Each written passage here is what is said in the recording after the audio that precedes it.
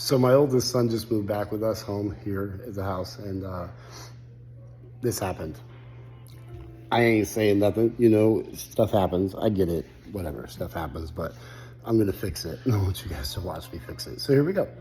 For those of you who don't know how upholstery works, fabric is often tucked around the bottom of the furniture, and there's often excess on the inside of the furniture underneath this lining.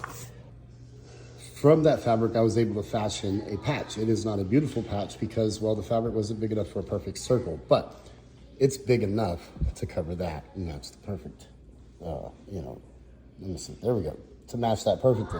It is big enough to do that.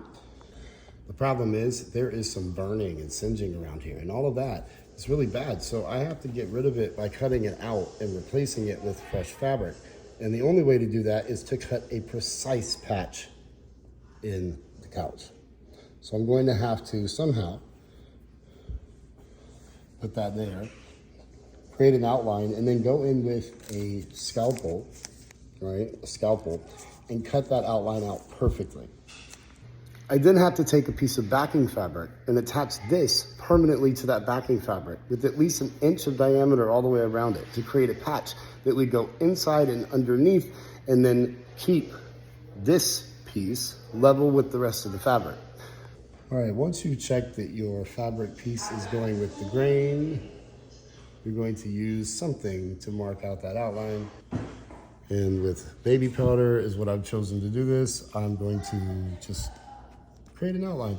I don't really care how dirty it gets because later I'm going to clean it. Once we've completed this portion, we are going to carefully peel the patch off and hopefully reveal what is, well, the negative of that. And it worked out for the most part. I think I'll get it from here.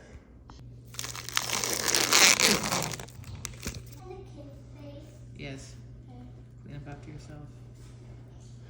Just creating a very slight and small sawing motion so that we can cut through the fabric. I'm not trying to do any additional damage, trying to keep the blade directly at a right angle to the fabric if possible, we see.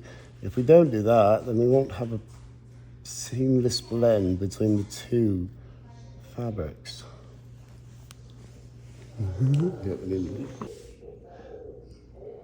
Now that I've got a portion that I can hold on to, I can pull it taut, create more surface tension, allowing me to make even more slightly smaller sawing motion.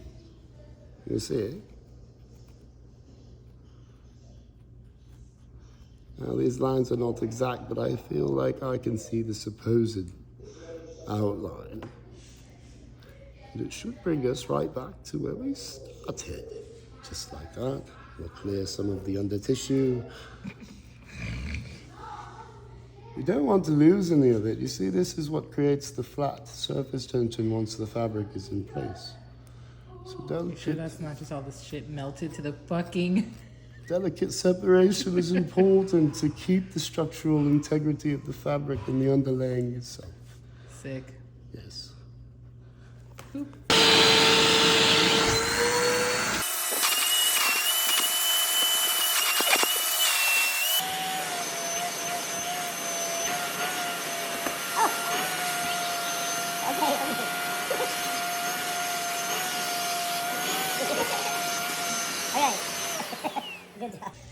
Okay, so I'm using E6000 fabric fuse.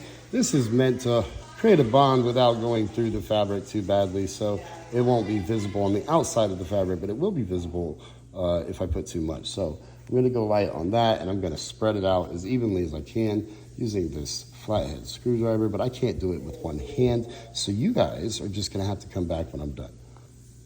Mission accomplished. We've got it evenly coated. It's a little bit uneven, but it's all right. We're going to stick that patch on there in 3, 2, 1. And just like that, we have a patch that's going to go underneath the fabric in between the batting and create a nice little, it's not going to be completely seamless, but it will be nice enough.